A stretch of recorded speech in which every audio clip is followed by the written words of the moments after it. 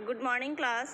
आज हम हिंदी की क्लास में हिंदी क्षितिज काव्य खंड का पाठ 2 तुलसीदास पढ़ रहे हैं। तो तुलसीदास जी पाठ पढ़ेंगे हम। तो तुलसीदास में ये कवि हैं, ठीक है। और तुलसीदास जी का जन्म कहाँ हुआ था? उत्तर प्रदेश के बांदा जिले में हुआ था। और बांदा जिले के राजापुर गांव में इनका जन्म हुआ। और इनका जन्म कब हुआ था? इनका जन्म हुआ था 1532 में, ठीक है। और कुछ विद्वान क्या बोलते हैं? कुछ विद्वान बोलते हैं कि इनका जन्म स्थान जिला एटा भी है, ठीक है। जिला एटा और सोरो का है, ठीक है। सोरो जिला एटा है। और तुलसीदास जी का जो बचपन था वो बहुत ही संघर्षपूर्ण था। बड़े संघर्ष देखे इन्होंने बचपन में, क्योंकि ये बचपन में ही अपने माता पिता से बिछुड़ गए थे। और फिर ये जब इनका बचपन था तब ये भीख मांगकर गुजारा करते थे। भीख मांगकर ही अपना इन्होंने गुजारा किया, अपना जीवन यापन किया, ठीक है। और गुरु कृपा से ही इन्हें राम भक्ति का मार्ग मिला था। गुरु कौन थे इनके? इनके गुरु का नाम था नरहरि, ठीक है। और इनका विवाह दीनबंधु पाठक की पुत्री रत्नावली से हुआ था। रत्नावली से इनका विवाह हुआ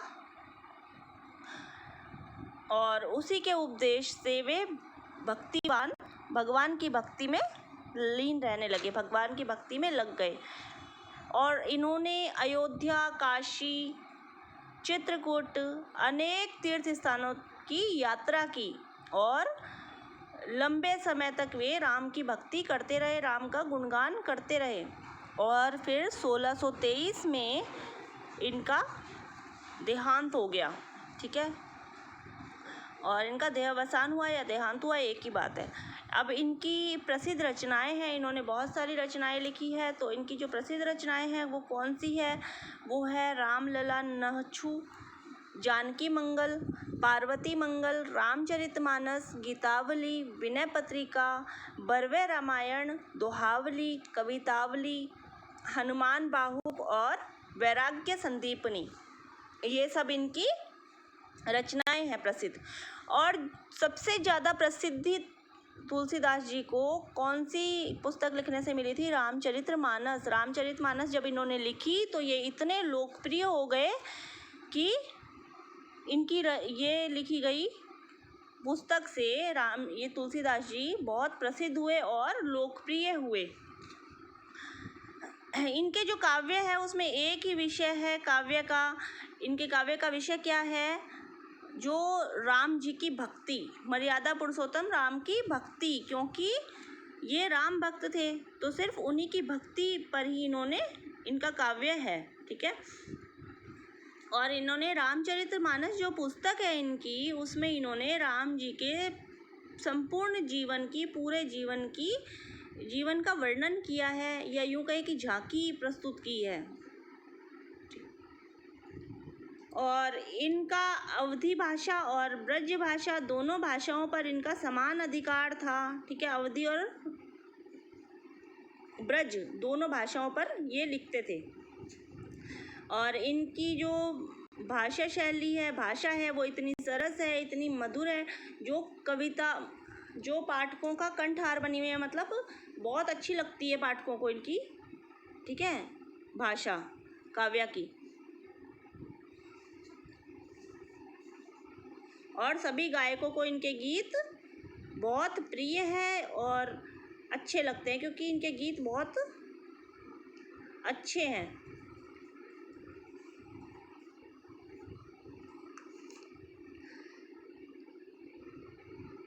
इस पाठ में इन्होंने क्या बताया है? ये जो पाठ है, ठीक है, ये राम लक्ष्मण परशुराम का संवाद है। मतलब उनके बारे में बताया है कि तुलसीदास जी ने जो रामचरितमानस जो पुस्तक लिखी थी उसमें से लिया गया संवाद है ये एक, ठीक है।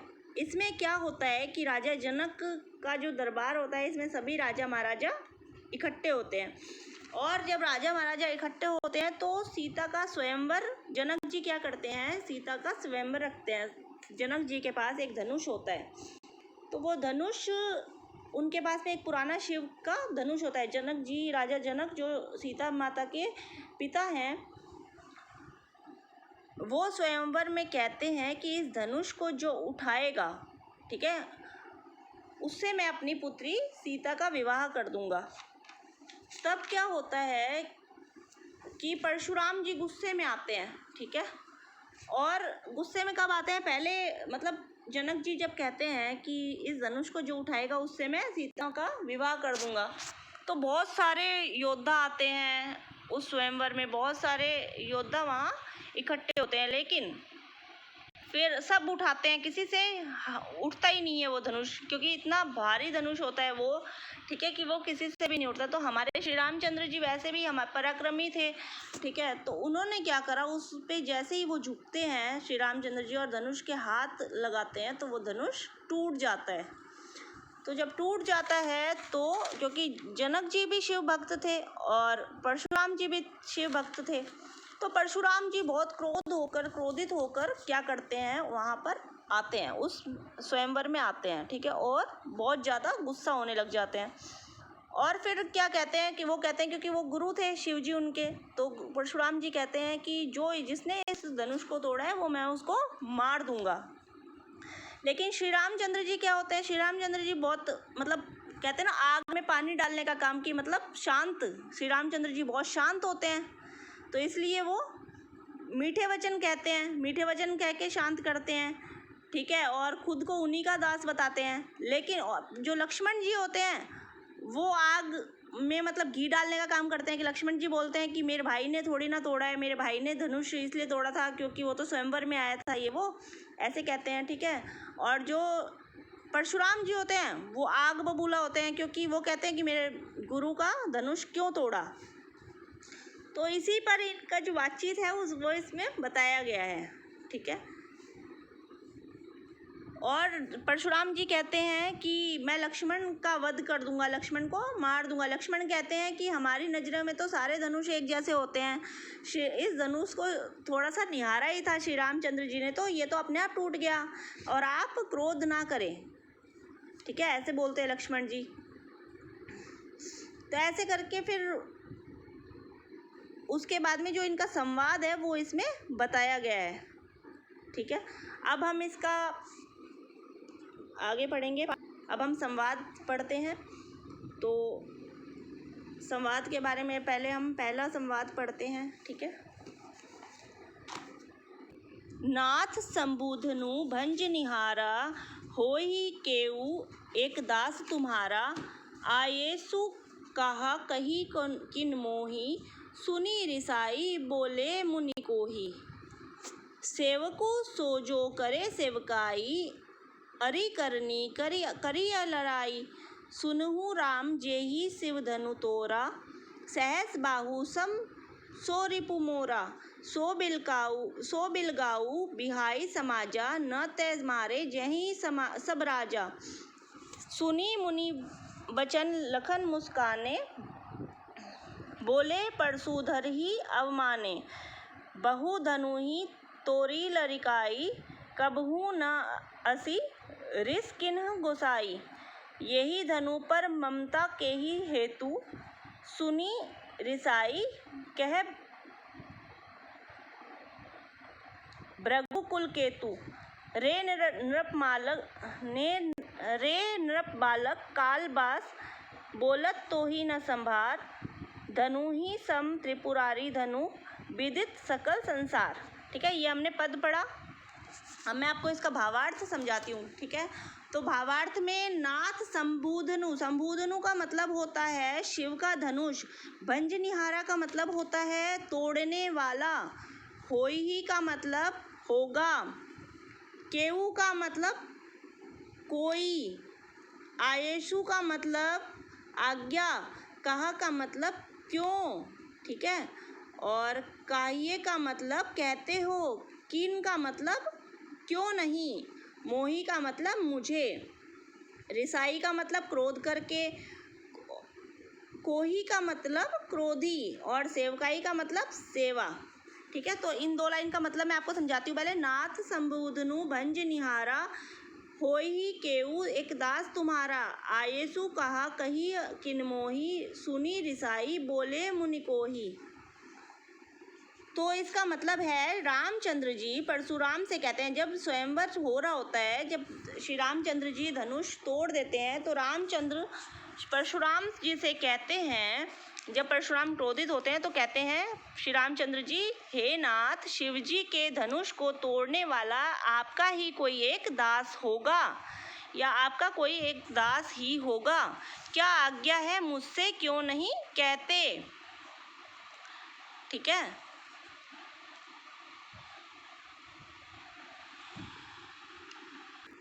सेवकू सोजो करे सेवकाई, अरि करनी करिय लड़ाई, सुनहु राम जेहि शिव धनु तोरा, सहस बाहु सम सो रिपु मोरा।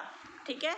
यह सुनकर क्रोधी मुनि गुस्से में बोलते हैं, सेवक वही कहलाता है जो सेवा का काम करे, शत्रुता का काम करके तो लड़ाई ही मोल ली जाती है। अरि करनी का मतलब होता है शत्रुता का काम।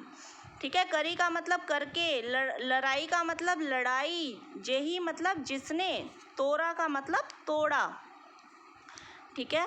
और सो का मतलब उसे, मोरा का मतलब, सम का मतलब समान, और सो का मतलब वह। ठीक है। तो इसका मतलब है जिसने धनुष तोड़ा है वह मेरा सेवक नहीं है, शत्रु है। हे राम सुनो, जिसने भी शिव का धनुष तोड़ा है वह सहस्त्र भाऊ के समान मेरा शत्रु है। वह इस राज समाज को छोड़कर, अब आगे हम पढ़ते हैं, सो बिलगाऊ बिहाई समाजा, न त मारे जेहि सब राजा, सुनी मुनि बचन लखन मुस्काने, बोले परशुधरी अवमाने। परशुधरी का मतलब परशुराम। ठीक है। परशुराम का जो उनका जो अस्त्र था जो वो हाथ में लिए रहते थे, उसका नाम था फरसू। ठीक है। फरसा लेकर घूमते थे ना, वो परशुराम जी के हाथ में होता था, तो परशुराम जी को परशुधरी कहा गया है। ठीक है। और अवमाने का मतलब होता है क्रोधित करके, अवमाने का मतलब अपमान करके। रिस का मतलब होता है क्रोधी। बहु का मतलब बहुत। दुनही का मतलब धनुष। तोरी का मतलब तोड़े। और लरिकाई मतलब लड़कपन में, बचपन में। ठीक है।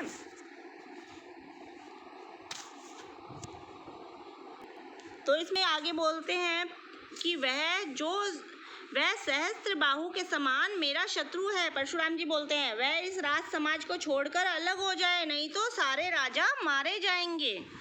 ठीक है।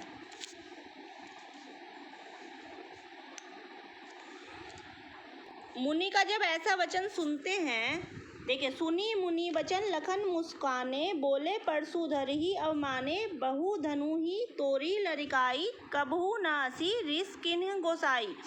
इसका मतलब है, लड़काई का मतलब बचपन में, लड़कपन में। ठीक है।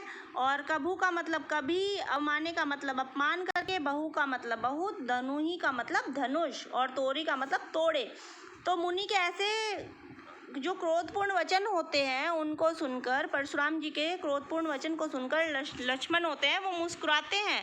लक्ष्मण मुस्कुराते हैं और परशुराम जी अपमान पूर्वक वचन कहने लगते हैं। कहते हैं, हे गोसाई, परशुराम जी के प्रति क्या कहते हैं, अपमानपूर्ण वचन कहने लगते हैं लक्ष्मण जी। और कहते हैं कि हे गोसाई, लड़कपन में यानी बचपन में हमने ऐसी बहुत सी धनुष तोड़ी हैं या धनुहियाँ तोड़ डाली। ठीक है। किंतु आपने कभी ऐसा क्रोध नहीं किया। इस धनुष पर आपकी इतनी ममता किस कारण से है। कहते हैं मतलब बचपन से हमने इतने धनुष तोड़े हैं, लेकिन आपने कभी हमें ऐसा व्यवहार नहीं किया। ठीक है। ऐसा क्रोध कभी नहीं किया। और लेकिन इस धनुष में ऐसा क्या है जिससे आप इतने परेशान हो गए हो, आप इतना क्रोधित हुए हो। तो परशुराम जी बोलते हैं, देखिए आगे, यही धनु पर ममता काहे हेतु, सुनी रिसाई कह ब्रकुल केतु। तो इसका मतलब मैंने अभी बताया ना कि इस धनुष में ऐसा क्या है, कि इस धनुष में ऐसी क्या ममता है कि आप इसको सुनकर क्रोधित